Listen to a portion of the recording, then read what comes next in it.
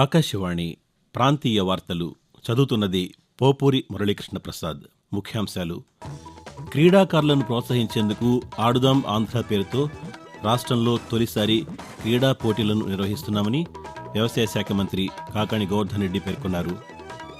కేంద్ర ప్రభుత్వ సంక్షేమ పథకాలను వివరించే వికసిత్ భారత్ సంకల్ప యాత్రలు రాష్ట్ర వ్యాప్తంగా విజయవంతంగా జరుగుతున్నాయి. అన్ని రంగాల్లో తెలుగు జాతి అగ్రగామిగా ఉండాలని తెలుగుదేశం పార్టీ అధినేత ఎన్ చంద్రబాబు నాయుడు ఆకాంక్షించారు. ప్రపంచ ఎయిడ్స్ దినోత్సవం సందర్భంగా రాష్ట్ర వ్యాప్తంగా ఆరోగ్య శాఖ ఆధ్వర్యంలో అవగాహన కార్యక్రమాలు నిర్వహిస్తున్నారు. ఆగ్నేయ బంగాళాఖాతంలో ఏర్పడిన తీవ్ర అల్పపీడనం వాయుగుండంగా మారింది. విశాఖ ఏజెన్సీ ప్రాంతంలో చలిగాలుల తీవ్రత అధికంగా ఉంది.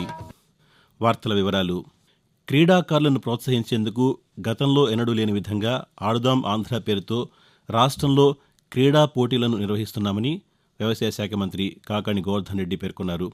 నెల్లూరులో ఆయన ఈరోజు పాతికేయులతో మాట్లాడుతూ క్రీడాకారుల ప్రతిభను గుర్తించి వారిలో ఉత్తేజాన్ని కలిగించేందుకు ఇవి దోహదం చేస్తాయన్నారు.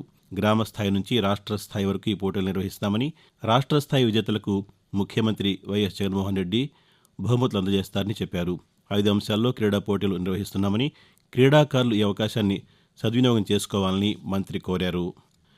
కేంద్ర ప్రభుత్వం అమలు చేస్తున్న సంక్షేమ పథకాల పట్ల ప్రజలకు విస్తృత స్థాయిలో అవగాహన కలిగించేందుకు ఉద్దేశించిన వికసిత్ భారత్ సంకల్ప యాత్రలు రాష్ట్ర వ్యాప్తంగా విజయవంతంగా జరుగుతున్నాయి.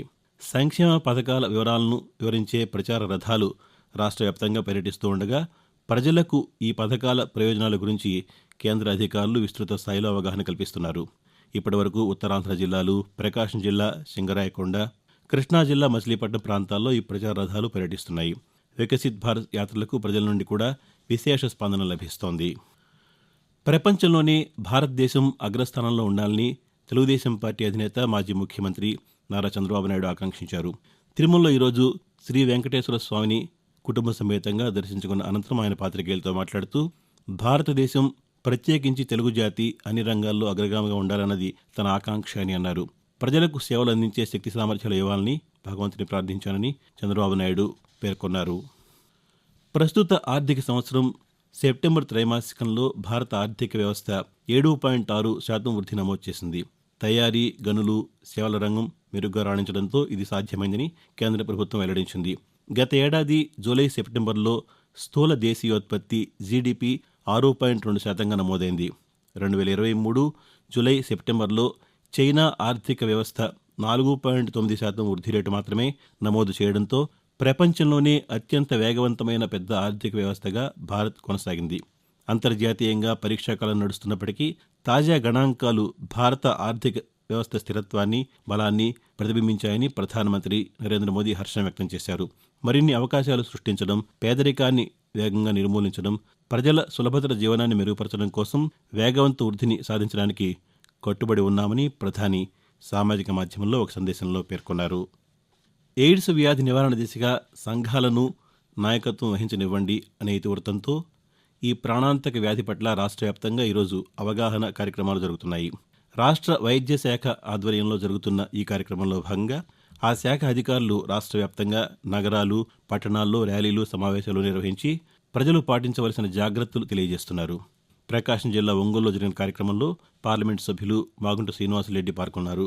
ఈ సందర్భంగా ఒంగోలు కలెక్టర్ కార్యాలయం నుండి రిమ్స్ వరకు 3 కిలోమీటర్ల మేర అవగాహన ర్యాలీ నిర్వహించారు. పలు కళాశాలల విద్యార్థులు, ఎన్సీసీ క్యాడెట్లు, నర్సింగ్ విద్యార్థులు ఈ ర్యాలీలో పాల్గొన్నారు.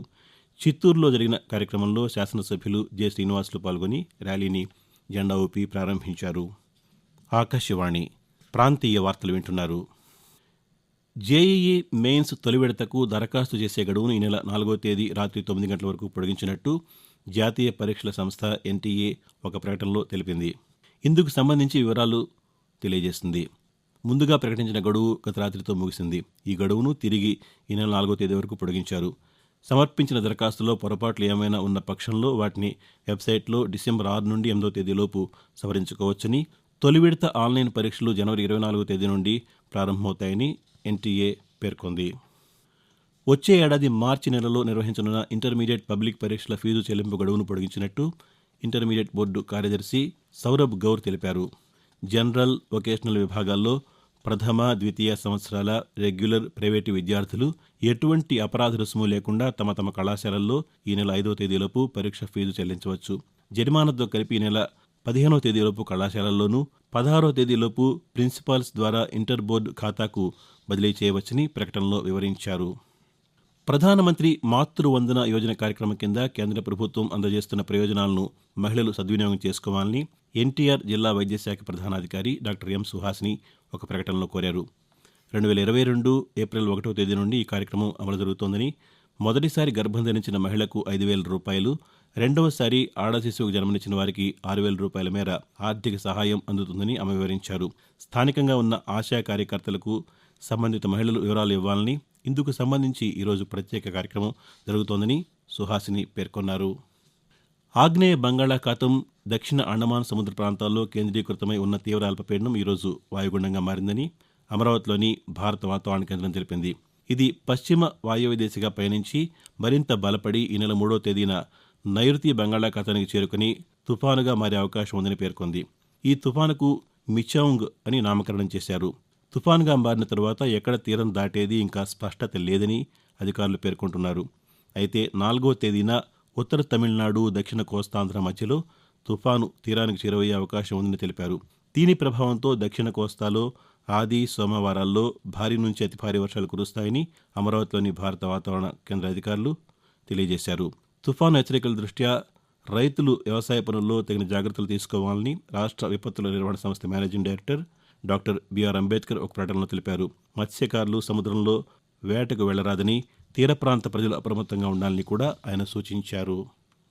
విశాఖపట్నం ఏజెన్సీ ప్రాంతంలో చలిగాలుల తీవ్రత అధికంగా ఉంది. కనిష్ట ఉష్ణోగ్రతలు నమోదు అవుతూ ఉండడంతో ఈ ప్రాంత ప్రజలు తీవ్ర ఇబ్బందులకు గురవుతున్నారు. చింతపల్లిలో నిన్న 11.8 డిగ్రీల కనిష్ట ఉష్ణోగ్రత నమోదైంది. ఉదయం 9 గంటల వరకు కూడా పొగమంచు వీడకపోవడంతో వాహనదారులు హెడ్లైట్ వెలుతురులో ప్రయాణం సాగిస్తున్నారు. జనసేన పార్టీ అధినేత కె. పవన్ కళ్యాణ్ ఈరోజు అమరావతికి రానున్నారు. మధ్యాహ్నం జనసేన పార్టీ కేంద్ర కార్యాలయంలో నిర్వహించనున్న విస్తృత స్థాయి సమావేశంలో ఆయన పాల్గొంటారు. ఎన్నికలకు నేతలు, కార్యకర్తలను సమాయత్తం చేసేందుకు ఈ సమావేశం నిర్వహిస్తున్నారు. క్షేత్రస్థాయిలో టీడీపీతో సమన్వయం చేసుకునే అంశంపై చర్చించనున్నారు. ఈ నెల 2వ వారం నుంచి టీడీపీతో కలిసి చేపట్టే వివిధ కార్యక్రమాలపై ప్రణాళిక రూపొందించనున్నారు. రైతులు చిరుధాన్యాలైన రాగి పంట యొక్క విస్తీర్ణాన్ని పెంచి ఎక్కువ ఉత్పత్తిని సాధించాలని ఆంధ్రప్రదేశ్ పౌర సరఫరాల కమిషనర్ హెచ్. అరుణ్ కుమార్ సూచించారు. శ్రీ సత్యసాయి జిల్లా పర్యటనలో భాగంగా సోమందేపల్లి మండలం గుడిపల్లిలోని రైతు భరోసా కేంద్రాన్ని ఆయన పరిశీలించారు. రాగి పంట విస్తరణపై అవగాహన కార్యక్రమాల గురించి రైతులను అడిగి తెలుసుకున్నారు. రాగి ధాన్యం కొనుగోలుపై రైతులతో చర్చించారు. రైతులకు ఎటువంటి ఖర్చులు లేకుండా ప్రభుత్వమే ఉచితంగా గోనె సంచులు సరఫరా చేసి హమాలీలు, ఇతర రవాణా కూలీ ఖర్చులను కూడా ప్రభుత్వమే భరిస్తుందని కమిషనర్ రైతులకు ఈ సందర్భంగా వివరించారు. ఆకాశవాణి ప్రాంతీయ వార్తలు ముగించే ముందు ముఖ్యాంశాలు మరోసారి. క్రీడాకారులను ప్రోత్సహించేందుకు ఆడుదాం ఆంధ్ర పేరుతో రాష్ట్రంలో తొలిసారి క్రీడా పోటీలను నిర్వహిస్తున్నామని వ్యవసాయ శాఖ మంత్రి కాకాణి గోవర్ధన్ రెడ్డి పేర్కొన్నారు. కేంద్ర ప్రభుత్వ సంక్షేమ పథకాలను వివరించే వికసిత్ భారత్ సంకల్ప యాత్రలు రాష్ట్ర వ్యాప్తంగా విజయవంతంగా జరుగుతున్నాయి.